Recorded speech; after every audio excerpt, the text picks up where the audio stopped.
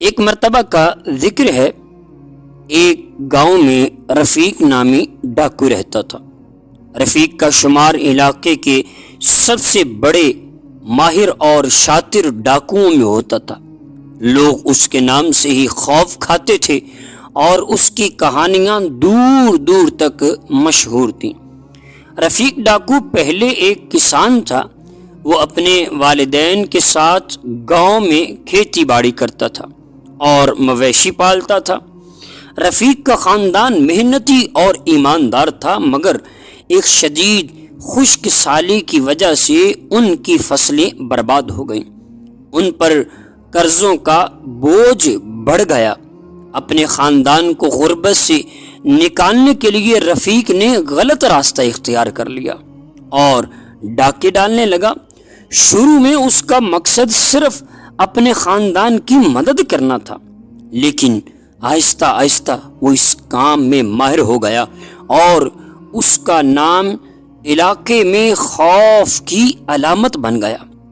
ایک رات رفیق نے ایک بہت بڑے اور مالدار حویلی پر ڈاکہ ڈالنے کا منصوبہ بنایا۔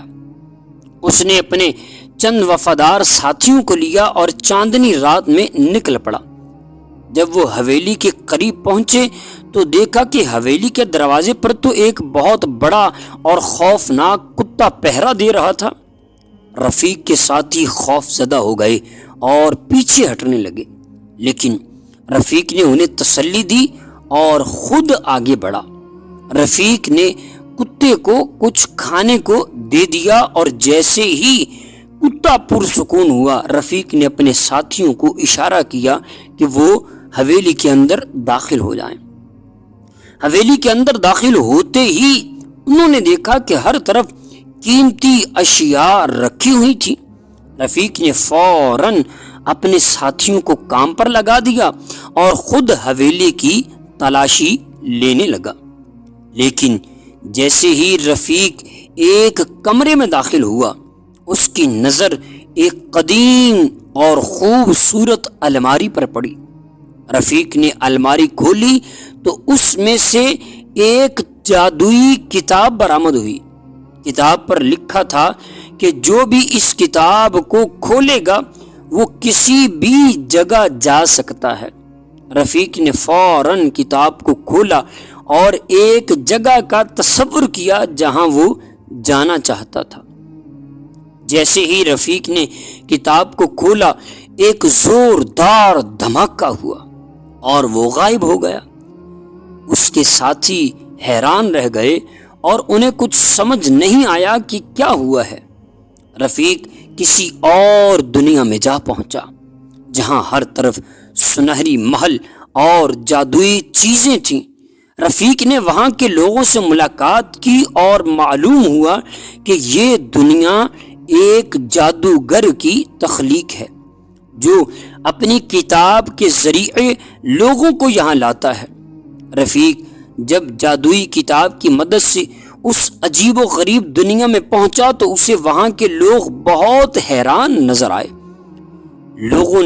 انہوں نے بتایا کہ یہ دنیا جادو نگر کہلاتی ہے اور یہاں ہر چیز جادوئی طاقتوں سے بھری ہوئی ہے۔ جادو نگر کا بادشاہ، جس کا نام جادوگر ظفر تھا، ایک ظالم حکمران تھا جو لوگوں پر ظلم کرتا اور انہیں اپنی مرضی کے مطابق جادوئی طاقتوں سے کنٹرول کرتا تھا۔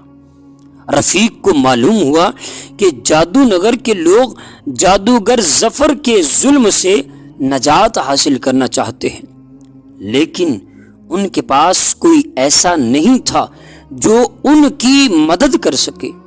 رفیق نے ان کی باتیں سنی اور ایک دن جادوگر ظفر کے محل کی طرف روانہ ہوا تاکہ اس کی طاقت کو اور اس کے ظلم کو ختم کر سکے۔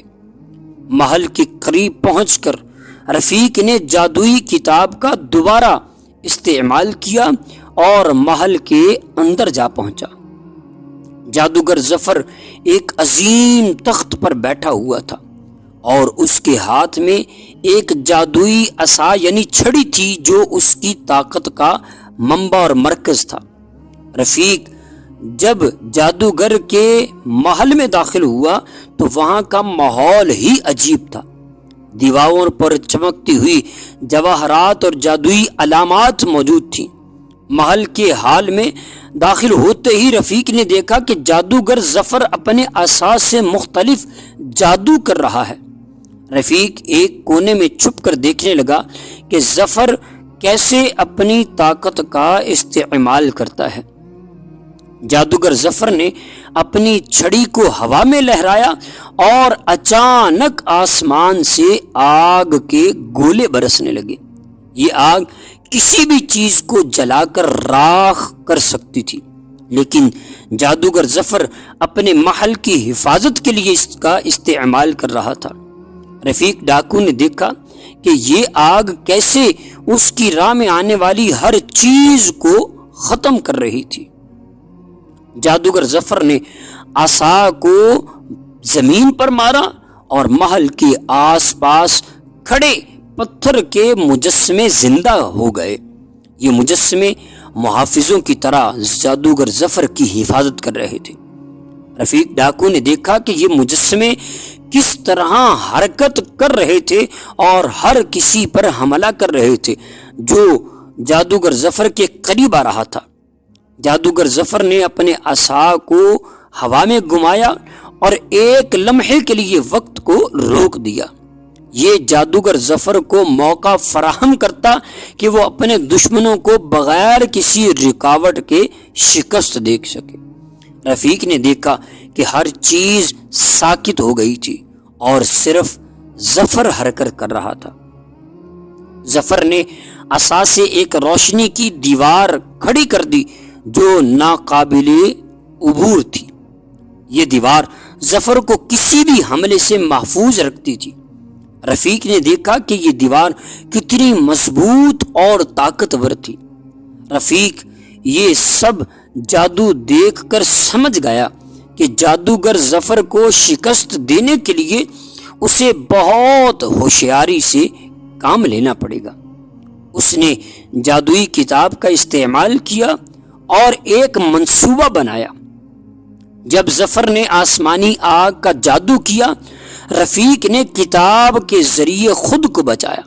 جب مجسمے زندہ ہوئے، رفیق نے انہیں دھوکہ دے کر ان کا رخ ظفر کی طرف موڑ دیا۔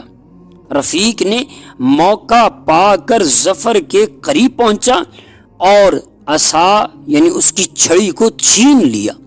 جیسے ہی عصا اس کے ہاتھ میں آیا، رفیق نے سب سے پہلے اس کا جادو ختم کیا اور ظفر کی طاقت کو توڑ دیا۔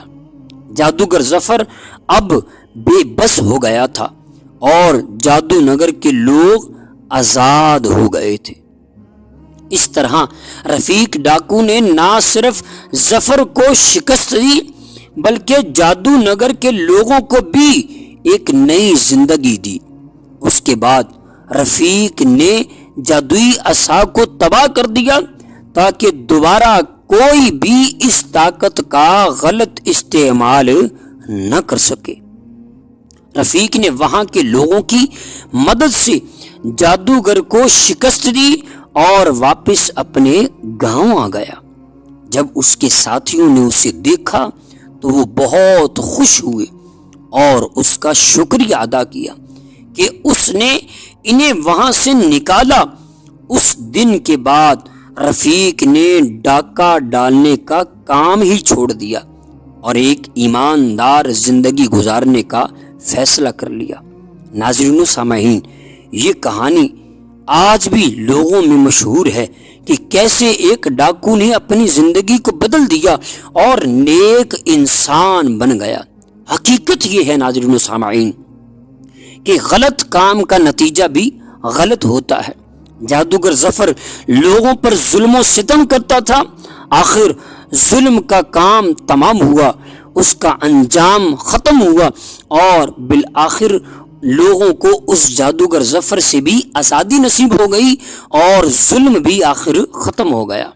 اس لیے غلط کام کا غلط نتیجہ ہوتا ہے۔ ہمیں چاہیے کہ ہم ہمیشہ اچھے کام کریں، نیک اعمال کریں، اپنے رب کو اور اس کے محبوب صلی اللہ علیہ وسلم کو راضی کرنے کی کوشش کریں، تاکہ ہماری دنیا بھی سنور جائے اور ہماری آخرت بھی سنور جائے۔ اچھے کام کی رزلٹ اور نتیجے بھی اچھے ہوا کرتے ہیں۔ اللہ تعالی ہمیں بھی اچھے اور برے کاموں کی تمیز اور اچھے کام کرنے کی اور برے کاموں سے بچنے کی اور دوسروں کو بچانے کی توفیق عطا فرمائے۔ السلام علیکم ورحمۃ اللہ وبرکاتہ۔